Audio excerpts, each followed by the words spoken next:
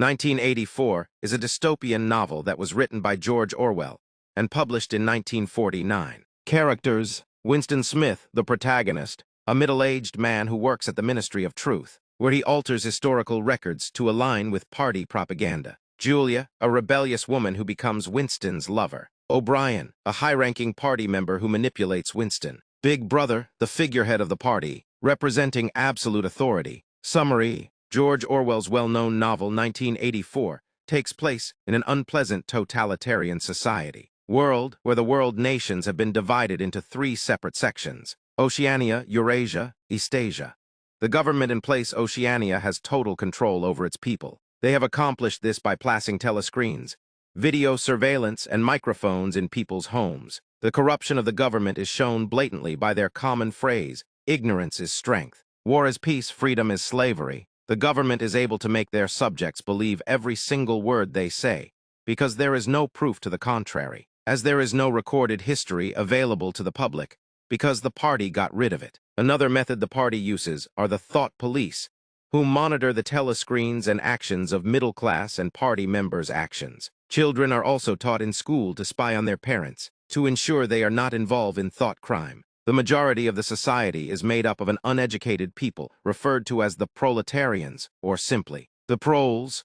They are not as closely monitored as they are not educated enough to exercise free will and act out against the party. Winston Smith is a low-ranking member of the ruling party in London. In the nation of Oceania, everywhere Winston goes, even in his own home, the party watches him through telescreens. Everywhere he looks, he sees the face of the party's leader known as Big Brother. The party controls everything in Oceania, even the people's history and language. Currently, the party is forcing the implementation of an invented language called Newspeak, which attempts to prevent political rebellion by eliminating all words related to it. Even thinking rebellious thoughts is illegal. Such thought crime is, in fact, the worst of all crimes. As the novel opens, Winston feels frustrated by the oppression and rigid control of the party, which prohibits free thought, sex, and any expression of individuality. Winston dislikes the party and has illegally purchased a diary in which he writes his criminal thoughts. He has also become fixated on a powerful party member named O'Brien,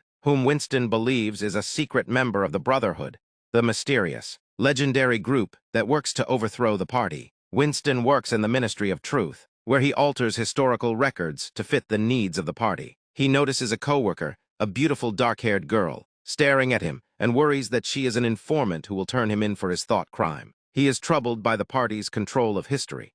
The party claims that Oceania has always been allied with Eastasia in a war against Eurasia, but Winston seems to recall a time when this was not true. The party also claims that Emmanuel Goldstein, the alleged leader of the Brotherhood, is the most dangerous man alive, but this does not seem plausible to Winston. Winston spends his evenings wandering through the poorest neighborhoods in London, where the proles live, relatively free of party monitoring. One day, Winston receives a note from the dark-haired girl that reads, "I love you." She tells him her name, Julia, and they began a covert affair, always on the lookout for signs of party monitoring. Eventually, they rent a room above the second-hand store in the prole district, where Winston bought the diary. This relationship lasts for some time. Winston is sure that they will be caught and punished sooner or later, while Julia is more pragmatic and optimistic. As Winston's affair with Julia progresses, his hatred for the party grows more and more intense. At last, he receives the message that he has been waiting for.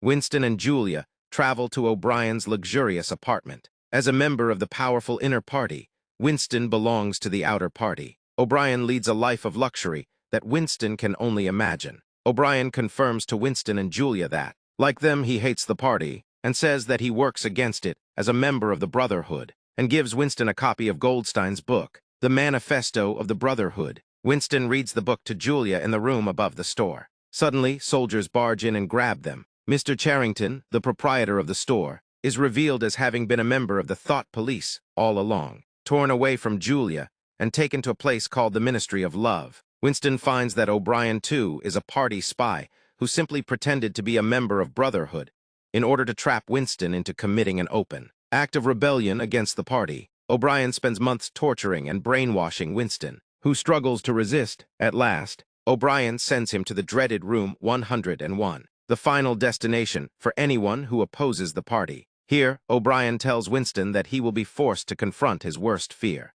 Throughout the novel, Winston has had recurring nightmares about rats. O'Brien now straps a cage full of rats onto Winston's head and prepares to allow rats to eat his face. Winston snaps, pleading with O'Brien to do it to Julia, not to him. Giving up Julia is what O'Brien wanted from Winston all along. At the end of 1984, Winston Smith is completely defeated by the party. After being tortured in the Ministry of Love, he is set free, but he is no longer the same person. He has lost his desire to fight against the party. In the final scene, Winston sits alone in the Chestnut Tree Cafe, drinking gin and watching the telescreen. He no longer hates the party. When he sees news of a military victory, he feels happy and at peace. At that moment, he fully accepts the party's control and realizes that he loves Big Brother. This ending shows that the party has total power, not just over people's actions, but also over their thoughts and feelings. Winston, who once wanted to rebel, has become a loyal follower.